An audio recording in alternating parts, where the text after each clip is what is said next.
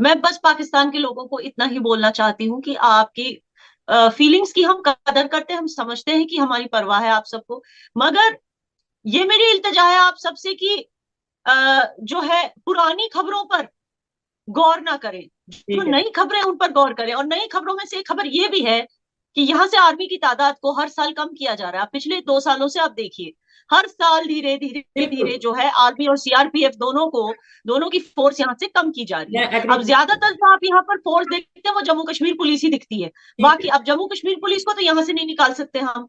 बिल्कुल रही एग्जैक्टली। बात आर्मी की, जी, अब कुछ पिछले साल भी 2022 के खत्म होने तक आर्मी की कई जो है यूनिट्स यहाँ पर बंद हो चुकी हैं ऑलरेडी। तो बहुत सारे जो है वो जा चुके हैं, वो इसलिए जा चुके हैं क्योंकि यहाँ पहले की तरह ना स्टोन पेल्टिंग्स होती हैं, ना उस तरह की ये सारी जो चीजें थी। ये एक बहुत बड़ी गलतफहमी है आपके साइड के लोगों को। उनको लगता है कि यहाँ पे हर कोई जो रहता है, हर कश्मीर का हर एक बाशिंदा जो है वो आजादी चाहता था भारत से। ऐसा नहीं है। हम्म। सच्चाई ये है कि कुछ सियासी ग्रीडी सियासी लीडर्स जो होते हैं ना, हम्म। वो करते थे काम पाकिस्तान और इंडिया दोनों को, इंडियन एजेंसीज को भी और पाकिस्तान के लोगों को भी, दोनों को गुमराह करके रखा था। ठीक है। अच्छा। वहां बोलते थे कि सॉरी हमें सॉरी। पैसे दे दो। जी जी जी। जी, सॉरी, मैं आपकी बात के साथ बात को मिलाऊंगा क्योंकि कुछ बातें ऐसी होती हैं फिर वो टाइम के साथ माइंड से स्किप होंगी। आपने ये बोला कि ऐसा नहीं है कि सभी लोग आजादी चाहते थे भारत से, इसका मतलब है कुछ लोग चाहते भी थे आजादी। ये कितने लोग थे? अगर हाँ, आप ये पूरे आप बताएं। समुद्र में से चार चार मछलियों को निकाल के बोलेंगे कि उनको समंदर के बाहर रहना है, डज दैट मीन कि पूरा समुद्र उनका हो गया? मैं यही कह रही हूँ कि कुछ एक, अब जैसे आपने देखा होगा जब यासीन मलिक जेल में है, ठीक है ना, ठीक कुछ है। एक बार ही एहतजाज हुआ होगा उनके नाम से। ठीक है। हम, मैं इंडियन कश्मीर की बात करूं, एक बार कुल मिला के ठीक। वो जितने टाइम से जेल में है, कुल मिला के एक बार एहतजाज हुआ है। वो ठीक भी है। कहाँ हुआ? सिर्फ उनके इलाके में जहां वो रहा करते थे, मायसोमा इलाके में। ठीक उनके है। चार कुछ रिश्तेदार मिलकर, कुछ ग्रुप मिलकर वो आए थे बाहर। बाकी कश्मीर से आपने किसी को भी देखा उनके लिए एहतजाज करते हुए कि उनको जेल से निकालो? ठीक है। चलिए उनको छोड़िए, जब 2019 में जब एब्रोगेशन हुआ था, है हम्म। ना, आर्टिकल 370 का, आर्टिकल थ्री तब सेवेंटी कुछ, जी, कुछ सियासी लीडर्स को डिटेंशन में रखा था, जेल में नहीं रखा था, 5 स्टार होटल में डिटेंशन में रखा था। ठीक है ना, सिक्योरिटी रीजंस के लिए, कुछ टाइम के लिए, हमेशा के लिए नहीं। आज वो सारे बाहर हैं। मैं बता रही हूँ जब उनको डिटेंशन में रखा था 5 स्टार में, खबरें तो यही उड़ रही थी ना कि भाई इनको जेल में डाला है। आप बताइए इन सियासी लीडरों के लिए कौन एहतजाज करने के लिए बाहर आया? बिल्कुल, ये भी कोई नहीं आया। तो बिल्कुल। अच्छा, जी, दूसरी कहने का बात। मतलब ये है कि जो यहाँ पर फसाद किया करते थे, उन पर शिकंजा कस लिया गवर्नमेंट ने, ताकि पाकिस्तान की आवाम और भारत की आवाम और दुनिया की आवाम गुमराह होना बंद हो जाए, क्योंकि ये कुछ ही चंद लोग थे जो इस तरह के फसाद यहाँ क्रिएट करते थे। जी, एग्जैक्टली exactly। देखिए, इस बात से मैं एग्री करता हूं कि कहीं पर भी कोई ना कोई इश्यू होता है तो बात बनती है। ये बात याना आपको भी एक्सेप्ट करने की जरूरत है, पूरी दुनिया इस चीज को मानती है। हम बहुत भी कह लें कि सब पीस है, सब अच्छा है, ऐसा नहीं, कुछ होता है तो ही बात बनती है। लेकिन वो कुछ की मिकदार, क्वांटिटी कितनी है, ये याना ने बताया कि वो चंद मछलियां, या जो भी उन्होंने वहां पे ऑब्जर्व किया एज ए जर्नलिस्ट, वो उन्होंने बताया। याना, मुझे ये बताएं, आपने बोला 2 साल पहले फोर्स थी, वो 2 साल पहले क्या 8 लाख फोर्स थी वहां पे, इंडियन आर्मी? देखिए मुझे गिनती तो नहीं पता, लेकिन मुझे इतना एग्जैक्ट पता है एग्जैक्ट तो कि नहीं, मतलब जो हमें बताया जाता है 8 लाख, हाँ, 9 लाख, 7 लाख, दस जी हाँ। लाख और ऐसी ये थी। मैं ये आपको खुल के बोलती हूँ कि एज अ कश्मीरी ये चीज मुझे भी नहीं पसंद आती थी। नहीं, मुझे लेकिन ऐसा फोर्सेस से कोई कंप्लेंट नहीं थी। जाना, जी, लेकिन ऐसा मुझे था। फोर्सेस से कोई कंप्लेंट, क्या ऐसा था जी आप वैसे? सुनिए, जी, मैं ये कह रही हूँ फोर्सेस से मुझे कोई कंप्लेंट नहीं थी, लेकिन उनके ऐसा रवैये था। से या उनकी किसी भी चीज। लेकिन मैं ये सोचती थी कि लेकिन कि अब मुंबई में तो नहीं दिखते ना फोर्सेस, सिटी में फोर्सेस को होना चाहिए बॉर्डर पे। ये बिल्कुल। सिटी में क्या कर रहे हैं? हम्म। लेकिन ट्रस्ट इश्यूज थे। 2019 से पहले फोर्सेस को हम पर ट्रस्ट इश्यूज थे, हमको फोर्सेस पर ट्रस्ट इश्यू थी, ये बात सच है। लेकिन 2019 के बाद जब उन दहशतगर्द जो यहाँ पर फैलाते थे, जब उनको, उन पर शिकंजा कस लिया गया, तो फिर फोर्सेस को लगा कि यहाँ के लोग तो अच्छे हैं, इनको तो कोई प्रॉब्लम ही नहीं इंडिया से। और यहाँ के लोगों को लगा कि फोर्सेस तो अच्छी है, हमें तो ऐसे ही गुमराह किया जाता था फोर्सेस के अगेंस्ट। तो हम्म। ये वाली चीज होने लगी है 2019 के बाद। जी, ठीक है। इसका मतलब यह है कि 2019 से पहले कुछ ना कुछ इश्यूज थे, इंडियन फोर्स और कश्मीर के लोगों के दरमियान मिसअंडरस्टैंडिंग्स थी, ये वो मतलब इस चीज वो को। मिसअंडरस्टैंडिंग कुछ लोग क्रिएट करते थे, जिन पे भरोसा करती थी कश्मीर की आवाम, जिनको हम अपने लीडर मानते थे या रिलीजियस लीडर या कुछ भी कह लें आप, वो बिल्कुल। हमें गुमराह करते थे। वो लेकिन लीडर, जब तो उनकी इधर दुकान एक, बंद कर दी गई, एक चीज मैं और ऐड करना चाहता हूँ, वो लीडर जो हमें यहाँ पे बताते हैं, चाहे पाकिस्तान साइड कश्मीर हो या इंडिया साइड कश्मीर हो, कुछ लीडर्स हैं, मैं सबकी बात नहीं कर रहा, वो हमें ये बताते हैं कि आप ऐसा करोगे जन्नत मिलेगी, आपके बच्चे जन्नत में जाएंगे, आप खुद जन्नत में जाएंगे। और एब्सोल्युटली। खुद उनके बच्चे एजुकेशन के लिए अब्रॉड जाते हैं, कहीं यूके में पढ़ते नजर आ रहे हैं, कभी कभी जी यूएस में पढ़ते नजर आ रहे हैं, और ये दोनों साइड पे ऐसा जी। होता है। मुझे आदत है, शुरू से सच बोलता हूँ, किसी को कड़वा लगे तो वो उसकी मर्जी है। आप इससे क्या कहना चाहेंगे इसके ऊपर? ये बात सच है, और कश्मीरियों को ये एहसास होने लगा था होने कि लगा। क्यों हमारी 2019 से पहले ये एहसास होने लगा था कि क्यों हमारे बच्चों को जिहाद में भेजा जाता है भाई, क्यों। यानी हमारे बच्चों को जन्नत भेजा जाता है और अपने बच्चों को यूके भेजा जाता है। एब्सोल्युटली। यूके भेजा जाता है, या फिर इंडिया के दूसरे स्टेट्स में जाकर आराम से नौकरियां कर रहे हैं, गवर्नमेंट जॉब्स कर रहे हैं, कॉर्पोरेट जॉब्स कर रहे हैं, अच्छे से कमा रहे हैं, उनको कोई मतलब वहां पे उनको कोई प्रॉब्लम नहीं है इंडिया से। लेकिन यहाँ पर हमारे बच्चों को गुमराह करके अपने ही मुल्क के खिलाफ जो है बगावत करने के लिए मजबूर किया जा रहा है। तो ये चीज कश्मीरियों को पहले से ही एहसास होने लगा था। मैं आपको एक चीज बताती हूँ, कहीं भी अगर कुछ होता है तो उसमें आवाम का बहुत बड़ा कंट्रीब्यूशन होता है, यह डेफिनेट, आपको मानना पड़ेगा। मैं एग्री करता हूँ। तालिबान अफगानिस्तान में क्यों पावरफुल हुआ, वहां की आवाम ने हेल्प किया था तालिबान को, नजीबुल्लाह को खत्म किया था ना, वहां की आवाम ने नजीबुल्लाह को रिजेक्ट किया था, तो क्या तभी तो कश्मीर तालिबान की इमाम ने यासिन हुआ। मलिक को हेल्प नहीं किया था? वही तो मैं, यहाँ की आवाम ने तो यासीन कहाँ सपोर्ट किया, मैं वही तो कह रही हूँ। उसके इलाके के कुछ लोग आए थे और किसी ने एहतजाज नहीं किया, यहाँ की आवाम ने गवर्नमेंट को सपोर्ट किया ये सब करने के लिए, तभी ये सब हुआ, क्योंकि ठीक यहाँ है। की आवाम दहशतगर्द बिल्कुल बिल्कुल। सपोर्ट नहीं करती। एग्जैक्टली अच्छा, याना मुझे जी आप ये बताइएगा, 2019 के बाद ऐसा क्या जी हुआ? पाकिस्तान में ये बताया जाता है कि नरेंद्र मोदी साहब जो है, जो उनकी गवर्नमेंट है, जो या फिर आरएसएस की आइडियोलॉजी का बताया जाता है, तो ये कहा जाता है वो तो हिंदुत्व को प्रमोट करते हैं, मुसलमानों के अगेंस्ट हैं। तो फिर 2019 के बाद कश्मीर के मुसलमान कैसे नरेंद्र मोदी साहब पर ट्रस्ट करने लगे, प्राइम मिनिस्टर, इंडिया के प्राइम मिनिस्टर पर ट्रस्ट करने लगे? ऐसा क्या हुआ, थोड़ा आप अगर बताएं। देखिए, ये इट इज वेरी अनफेयर कि यहाँ उस आपकी कंट्री में हमारी प्राइम मिनिस्टर के बारे में इस तरह के नैरेटिव चलाए जा रहे हैं। जी लेकिन उन्होंने बिल्कुल। अपनी कौन सी ये तकरीर में ऐसे ये कहा, चीज मैं मुझे क्लियर एक कर दूं तकरीर अपने निकाल के दिखा अपने दीजिए जिसमें तो, उन्होंने कहा कि मैं हिंदुओं का जी प्राइम मिनिस्टर हूँ, या मैं मुसलमान का प्राइम मिनिस्टर नहीं बनना चाहता, या मेरी फलाना फलाना स्कीम सिर्फ हिंदुओं के लिए है, ये स्कीम मुसलमानों के लिए नहीं है। उन्होंने अपनी कौन सी तकरीर में ऐसे कहा, या अपने कौन से मिनिस्टर को कहा इस तरह से तकरीर करने के लिए। सो बिल्कुल ये है। कहाँ से इस तरह की प्रोपागेंडा निकलती, इसीलिए हम इसको वर्ड दिया है हमने, प्रोपागेंडा। प्रोपोगंडा, जी अच्छा, प्रोपोगंडा से एक और चीज याद आई, और प्राइम मिनिस्टर नरेंद्र मोदी साहब की जब बात हो रही है, एक और चीज आई याद में बहुत, ये लोग कहा जाता है इंडिया में भी पाकिस्तान में भी कि गोदी मीडिया या मोदी मीडिया, इस तरीके से कि मतलब जो डेवलपमेंट की कोई बात कर रहा है या कश्मीर का पॉजिटिव साइड दिखा रहा है, तो ये कहा जाता है कि ये मोदी मीडिया है। क्या आप भी मोदी मीडिया हैं? ये देखें, ये सवालात मेरे, मैं चीजों को समझता हूँ काफी हद तक। मैं ऑडियंस को भी ये कहना चाहता हूँ कि ये जो सवालात हैं, जी। इनका करने का देखिए, मकसद ये है कि जो मिसअंडरस्टैंडिंग्स है उनको दूर किया जाए। ये मैं चीजें समझता हूँ, लेकिन पब्लिक को बताने की जरूरत है, उसके लिए मैं क्वेश्चन कर रहा हूँ। आप अगर जवाब देना चाहते देखिए, अब जब आपकी ऑडियंस हमारी देश में, हमारी मुल्क में, हमारी सियासत में इतना इंटरेस्ट लेती है, तो मैं एक आपको एक सजेशन दूंगी कि आप, एक मूवी है बाहुबली, वो देखिए। उसमें एक सीन है जहां राजमाता शिवगामी कहती है कि मैं भल्लाल देव को नहीं, बाहुबली को बनाऊंगी प्राइम, ये अपना किंग।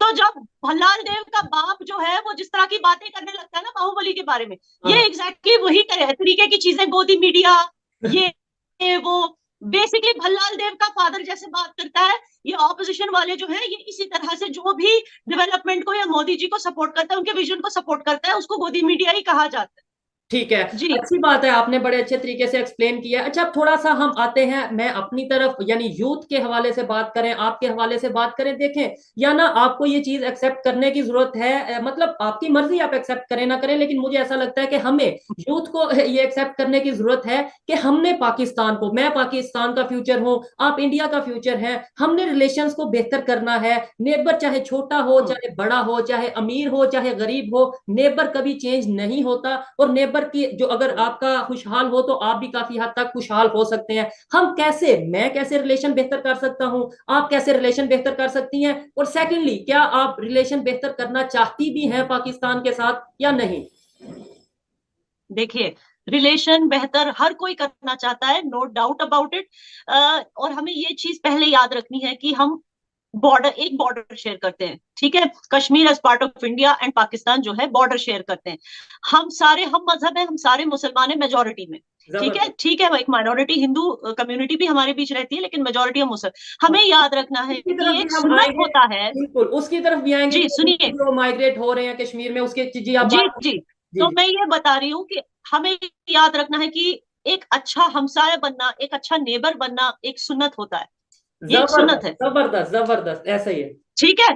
तो we have to be good neighbours. And दूसरी चीज, एक दूसरे की कल्चरल डिफरेंसेस को देखिए, कुरान में भी लिखा है कि अगर अल्लाह चाहते तो हर किसी को एक ही कम्युनिटी में बना के भेजते, लेकिन उन्होंने हर किसी को अलग अलग कम्युनिटी, अलग अलग नेशनलिटी, अलग अलग सिटीजनशिप में अलग अलग कल्चरल फॉर्म दिया है, क्योंकि वो चाहते थे इस तरह की डाइवर्सिटी। वो चाहते थे कि इंसान जो है एक दूसरे के साथ, अलग अलग कम्युनिटी के इंसान जो है एक दूसरे के बिल्कुल साथ अच्छे से हारमोनी में जिए। तो ऐसे अगर ही। हम खुद को मुसलमान कहते हैं तो इस चीज को हमें समझना होगा। हाँ दूसरा, इसमें, पाकिस्तान की आवाम को जी, जी जी, इसमें उनको इशू ये आ समझना जाता है, होगा। इसमें इशू ये आ जाता है जी कि इस्लाम के हवाले से बात करें तो हमें कुछ मौलवी हजरात, मुल्ला हजरात वही इस्लाम बताते हैं कि जो उनकी मर्जी का होता है, जैसा वो चाहते हैं, जबकि 95% जो इस्लाम है जो कि हमें बताया नहीं जा रहा। क्या इस्लाम पीस का दर्स नहीं देता? क्या इस्लाम अपने नॉन मुस्लिम या जितने भी लोग हैं इंसानियत को प्रमोट करने की बात नहीं करता? क्या इस्लाम ये नहीं कहता कि आप किसी हिंदू के साथ भी बिजनेस करो, आप अपने किसी भी, और इवन किसी के मजहब को गलत ना बोलो? ये इस्लाम हमें नहीं कहता? ये उन्हीं की गलती है ना जो मौलवी उलेमाओं पे भरोसा करते हैं, जब इस्लाम इतना इजी रिलीजन है टू अंडरस्टैंड एंड फॉलो। आप खुद पढ़ लीजिए मदीना कॉन्स्टिट्यूशन क्या है, जो हजरत रसूलुल्लाह ने खुद फरमाया था। मदीना कॉन्स्टिट्यूशन हर एक मुसलमान को पढ़ना चाहिए। वो समझ जाएगा कि दरअसल हमारा मजहब क्या प्रमोट करता है when it comes to minorities या दूसरे जबरदस्त। कम्युनिटी के लोगों को किस तरह से रिस्पेक्ट किया जाना चाहिए, किस तरह से उनके साथ बर्ताव करना चाहिए।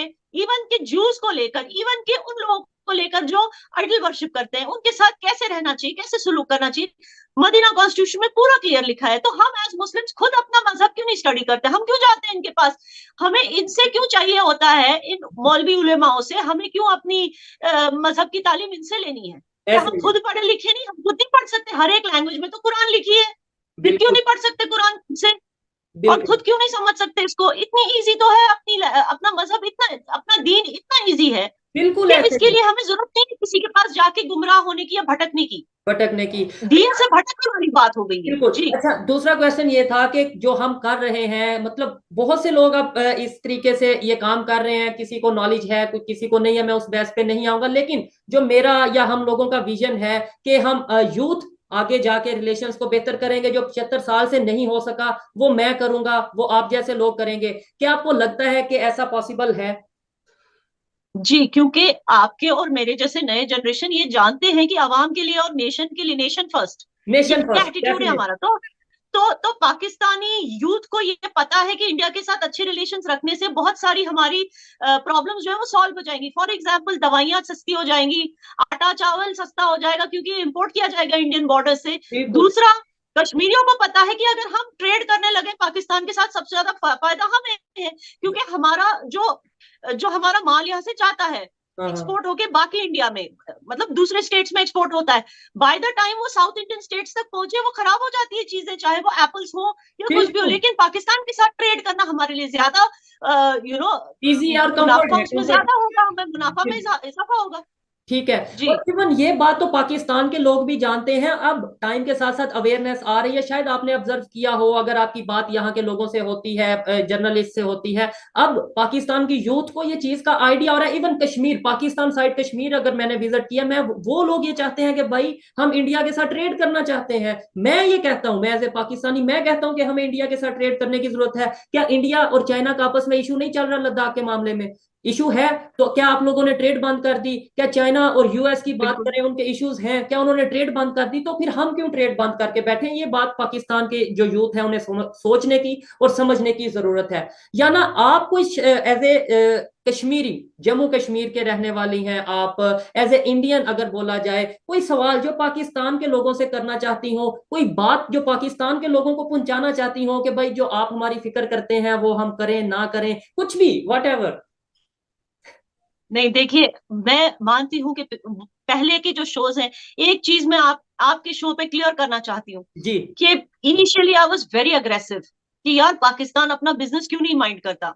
बट टुडे आई अंडरस्टैंड एक ह्यूमन नेचर होता है। एक ना जबरदस्त। वो, क्योंकि रियासत दो हिस्सों में बढ़ चुकी है, तो ओहो। जाहिर सी बात है कि वहां के लोग हमारी परवाह करते हैं। हम्म। जब मुझे उनके बारे में पता चलता है कि कैसे आटे और चावल के लिए कैसे वो लड़ रहे हैं एक दूसरे के साथ, कैसे ट्रकों के नीचे आ रहे हैं, जब मुझे पता चलता है कि 20-20 घंटे तक, एक एक हफ्ते तक उनको इलेक्ट्रिसिटी नहीं आती, जब मुझे मुझे पता चलता है कि सर्दी में कैसे वो सिकुड़ते रहते हैं लेकिन अपने पॉलिटिकल राइट्स के लिए वो प्रोटेस्ट करते रहते हैं, गिलगिट बाल्टिस्तान, स्कार्दू, इन सब एरियाज में, जब मुझे ये सब पता चलता है मुझे खुद इतना बुरा लगता है कि तब मुझे समझ आता है कि इनको भी तो वैसे ही हमारे लिए फीलिंग्स होती होंगी। और ये इनकी गलती नहीं है कि इनको गलत बताया जाता है जी कि जी जम्मू जी कश्मीर में जी। ये होता है, वो जुल्म होता है, इनको गलत बताया जाता है और ये इनकी एग्जैक्टली। गलती नहीं है। जी। बिल्कुल। मैं देखने वालों को भी ये कहना चाहूंगा कि कुछ लोगों को ऐसा लगता है कि शायद पाकिस्तान के लोग नफरत करते हैं, पाकिस्तान साइड कश्मीर के लोग इंडिया से नफरत करते हैं। ऐसा नहीं है।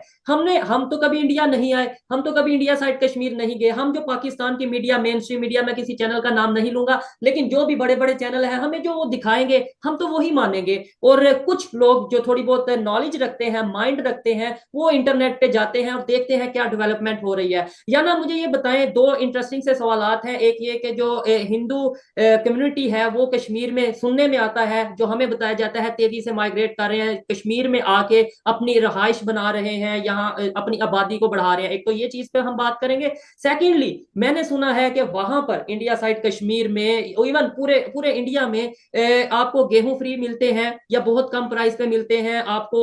इसके अलावा राशन फ्री मिलता है। उसके बारे में थोड़ा एक्सप्लेन करिएगा ताकि हमारे लोगों को भी पता चले कि भाई इसे कहते हैं डेवलपमेंट, जिसे हम मकबूजा, जिसे जुल्म वाला या ये चीज कहते हैं, वहां पे क्या हो रहा है? जी, आपने बहुत सारे सवाल एक साथ पूछ लिया। आपका फर्स्ट सवाल क्या था? आप पहले यही बता दें डेवलपमेंट के हवाले से, और जो फ्री गेहूं, फ्री राशन आपको मिलता है उसके हवाले से। देखिए, राशन कार्ड जो भी एक एपीएल और बीपीएल होती है, जो भी बीपीएल लाइन के अंडर आता है उसको फ्री राशन मिलता है, ये बात सही है। दूसरा, गोल्डन कार्ड के तहत, गोल्डन कार्ड जो बाकी स्टेट्स में है वो कुछ ही लोगों को मिलता है जो as I said BPL line के नीचे आते हैं। लेकिन कश्मीर में हर किसी के पास गोल्डन कार्ड, हर कोई एलिजिबल है। जम्मू कश्मीर का हर कोई बाशिंदा एलिजिबल है गोल्डन कार्ड के लिए। जिससे क्या है कि अप टू 5 to 10 लाख के बीच की सारी सर्जरीज जो है, मेडिकल कॉस्ट जो है वो फ्री हो जाती है, तो उनको पे करने की जरूरत नहीं है। और कई सारे लोग, आपने मेरा वीडियो देखा होगा, कई सारे लोग उसको यूज करके सर्जरीज करा रहे हैं, अपनी मेडिकल ट्रीटमेंट करा रहे हैं, बहुत ज्यादा खुश हैं। तो एक, और ये प्राइवेट और गवर्नमेंट हॉस्पिटल्स दोनों में यूज होता है, ऐसे नहीं कि सिर्फ प्राइवेट हॉस्पिटल में। लेकिन एक चीज मैं और यहाँ पे थोड़ा सा देखने वालों के लिए कहता चलूं कि पाकिस्तान में भी सेहत कार्ड के हवाले से अगर बात करें, एक इमरान खान साहब ने पीटीआई का जब टाइम था, टेन्योर था, उन्होंने सेहत कार्ड इंट्रोड्यूस करवाया था, जो कि अभी भी चल रहा है। कुछ लोगों को उसका फायदा हो रहा है, कुछ को नहीं हो रहा, बट यहाँ पे भी ये स्टेप लिया गया। जी। जी, और उससे पहले आपने कुछ इंटरेस्टिंग पूछा था और मुझे हाँ कुछ हाँ, इंटरेस्टिंग बोलना ये था जो कि पाकिस्तान में बहुत बड़ा एक माइंडसेट बना दिया गया है कि कश्मीर में, इंडिया साइड कश्मीर में हिंदू आ रहे हैं और हिंदू आके अपने घर जी बना जी, रहे हैं और मुसलमानों की आबादी को कम अब कर मैं रहे हैं, आपको अपनी आंसर आबादी देती को हूँ। ज्यादा कर रहे जी, हैं। तो तो अब मैं आपको इजी एग्जांपल देती हूँ। इससे डर क्या है? अगर हिंदू आते भी हैं, अभी तक आए नहीं। पहले अगर हिंदू को आना होता तो पहले तो कश्मीरी पंडित ही वापस आ जाते, वो कहाँ है? जब वो नहीं आए तो बाकी हिंदू कहाँ से आए? अभी तक उनको हमें एहसास दिलाना है कि अब सेफ हो चुका है, अब यहाँ पर दहशतगर्दी नहीं है, अब आप आ सकते हैं, अब हम सब साथ में मिलकर रह सकते हैं। अभी तक हमने उनको कॉन्फिडेंस नहीं दिलाया, बाकी हिंदू कहाँ से आएंगे? और उनके आने से प्रॉब्लम क्या है, दिक्कत क्या है अगर वो आते भी हैं? बिल्कुल। मैं आपको एग्जाम्पल देती हूँ। महाराष्ट्र में, मुंबई में कितने लोग रहते हैं? मुस्लिम्स भी रहते हैं, हिंदू भी रहते हैं, हर एक स्टेट के लोग रहते हैं। लेकिन फिर भी वहां गवर्नमेंट स्कूल्स में मराठी तो चलती है ना, गवर्नमेंट नहीं, प्राइवेट स्कूल्स में भी मराठी तो बोलना ही बोलना है वहां के बच्चों को। फिर भी वहां पे गणेश फेस्टिवल मनाया जाता है, और वहां पे हर कोई मनाता है गणेश फेस्टिवल में, मुस्लिम्स भी उसमें हिस्सा लेते हैं। तो मेरे कहने का मतलब है कि कहीं किसी जगह का कल्चर जो है वो खत्म नहीं हो जाता बाकी लोगों के आने से, क्योंकि इंडिया वैसा नहीं। देखिए, पाकिस्तान में क्या होता है, उर्दू जो है वो थोपा जाता है, एक वहाबी रेडिकल इस्लाम जो है लोगों पे थोपा जाता है। तभी तो सिंध के लोग जो है वो प्रोटेस्ट कर रहे हैं, क्योंकि उनको लग रहा है उनकी इंडिजिनस जो कल्चर है उसको प्रोटेक्ट नहीं किया जा रहा, उनकी लैंग्वेज को, उनके कल्चर को, उनके सेक्युलरिज्म को। लेकिन इंडिया में हर एक स्टेट में वहां का जो कल्चर है, वहां के लोगों को पहले प्रायोरिटी दी जाती है जॉब्स में, वहां के लोगों का जो एक खास कल्चरल मिनिस्ट्री है जो कल्चर को प्रिजर्व करके रखती है। लैंग्वेज वहां पर जरूरी होता है, चाहे आप कहीं से भी आओ, आपको कश्मीरी सीखना लाजमी है। अगर आप यहाँ सेटल होते हो, आपके बच्चों को कश्मीरी सीखना ही सीखना है। फिर यहाँ के लोगों में वो घुल जाते हैं, यहाँ का कल्चर तो खत्म नहीं होने वाला किसी भी तरह से। तो उनके आने या नहीं, या हमारे कहीं और चले जाने से क्या हो जाता है, चेंज क्या होता है? जी। बिल्कुल, ये भी बात नोट करने वाली है कि मतलब, और दूसरे नंबर पे ये आपके इंटरनल मैटर्स हैं, लाइक जब कश्मीर, इंडिया साइड कश्मीर की बात करें, वहां पे जो लाइक जैसे हम यहाँ, हाँ, उसके अंदर ये कहा जाता है कि जी हम तो अपने जो अपने पाकिस्तान साइड कश्मीर है, वहां से कोई पाकिस्तानी अपनी रहाइश नहीं वहां पर कर सकता, अपनी प्रॉपर्टी नहीं वहां पर खरीद सकता, इस तरीके से कि तो फिर वहां पे क्यों खरीद रहे हैं, जी। ये एक नैरेटिव। वैसे मैं खुद भी मानती हूँ कि जहां पर जैसे गोवा है, नागालैंड है, कुछ ऐसी जगह है जो हाई टूरिस्ट डेस्टिनेशन है, जहां पे टूरिस्ट बहुत ज्यादा जाते हैं, टूरिज्म रेवेन्यू बहुत होता है। तो मेरा ये मानना है कि वहां के लोगों को जो है लैंड राइट्स ज्यादा मिलनी चाहिए। यानी कि जो लैंड जैसे हिमाचल प्रदेश में है, जो वहां पे रह चुके हैं 20-30 सालों से, सिर्फ वही वहां पे लैंड खरीद सकते हैं।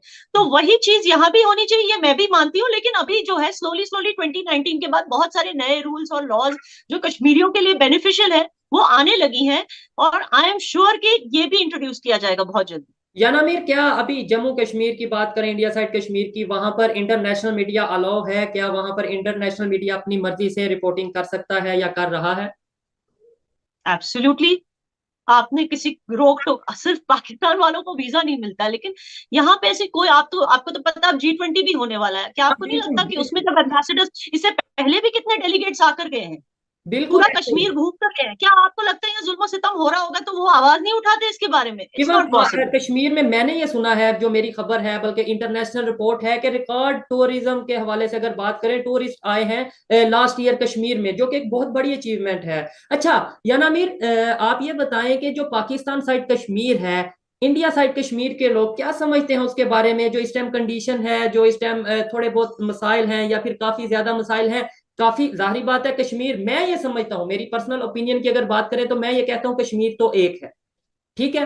वो जी। हर हर किसी की अपनी अपनी ओपिनियन है। उस साइड के कश्मीरी इस साइड के कश्मीरियों के बारे में क्या सोचते हैं, सोचते भी हैं या नहीं सोचते? मैंने आपकी एक वीडियो देखी थी जिसमें वो ये कहते थे कि भाई वो उनका कंसर्न है, वो वहां पे महंगाई है, हम उसके बारे में क्या बात करें। तो क्या वो बात नहीं करना चाहते हमारे पाकिस्तान साइड कश्मीर के बारे में? देखिए मैं क्या बताऊं, अब उनको बुरा तो लगता होगा, लेकिन वो सोचते हैं कि बहुत टाइम हो गया इसको, 60 साल के ऊपर हो गया, ओहो हो। 60 साल के ऊपर, अब क्या करना है हमें उनका लेकर। उन्होंने चूज किया, दे चोज इट, उन्होंने चॉइस की कि वो पाकिस्तान के साथ रहेंगे। हाँ हाँ। अब हमको उनमें क्या, मुझे बोला जाता है बेटा तुम क्यों इसमें इतना दखल अंदाजी करती हो, छोड़ो ना उनको उनके हाल पे, वो उनका नसीब है, उन्होंने चूज किया, उनकी तकदीर है। लेकिन एज अ जर्नलिस्ट ये मेरा काम है तो मैं करती हूँ जो वहां से न्यूज आती। लेकिन यहाँ मैं सच बताऊं तो यहाँ के जो आम आवाम है वो ध्यान नहीं देती है वहां के साइड के लोगों की। ठीक है। तो शायद इससे आपको ये पता चलना चाहिए कि आप लोगों को भी इनका ध्यान छोड़ के अपने मिसाइलों को, अपने जो मसले हैं उनको सॉल्व करने में अपना ध्यान लगाइए। जी। मेरा भी यही स्टांस है। अगर मेरे पर्सनली अपना ओपिनियन की बात करें, मैं तो यही कहता हूं कि भाई पहले अपने घर को ठीक कर लो। हमें मुसलमानों से कभी फलस्तीन, कभी बर्मा, कभी कश्मीर, तो पता नहीं कभी कहाँ कहाँ के मुसलमानों से हमें दर्द रहता है, दुख रहता है, एहसास रहता है। लेकिन हम अपने बलोचिस्तान में भी मुसलमान रहते हैं, हमारे सिंध में भी मुसलमान रहते हैं, इवन हमारे पंजाब में मुसलमान रहते हैं। क्या वो अच्छी कंडीशन में है? ये सवाल मेरा पाकिस्तान की गवर्नमेंट, पाकिस्तान के अदारों, पाकिस्तान की पब्लिक के लिए है कि हमें पहले अपने घर को ठीक करने की जरूरत है। या ना ये बताएं कि जो कश्मीर की खवातीन हैं, जो कश्मीर की लड़कियां हैं, क्या उन्हें एजुकेशन के हवाले से कोई मसाइल आ रहे हैं, कोई इश्यूज आ रहे हैं? और सेकेंडली, क्या उन्हें कोई इस तरीके से स्पेशल बेनिफिट दिया जाता है, स्पेशल कोई उन्हें कोटा सिस्टम रखा गया है कि वो इंडिया में कहीं भी जाकर, किसी भी यूनिवर्सिटी में जाकर कोटा के थ्रू अपना एजुकेशन हासिल कर सकें, बिजनेस या फिर अपनी कोई भी जॉब वगैरह कर सकें? देखिए, कश्मीरी भी उतना ही इंडियन है जितना बाकी इंडियंस है, कोई स्पेशल ट्रीटमेंट नहीं है, ठीक है। कोई अनस्पेशल भी नहीं है और कोई ज्यादा स्पेशल भी नहीं है।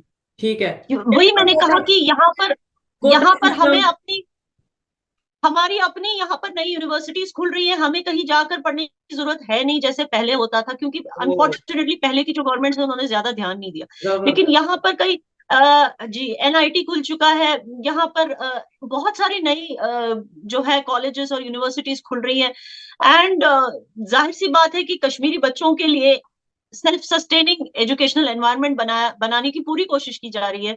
गवर्नमेंट स्कूल्स को अपलिफ्टमेंट दी जा रही है। तो बहुत सारा काम हो रहा है। Definitely these things take time. मगर जहां तक मुझे पता है कि education has never been a problem for Kashmiri students.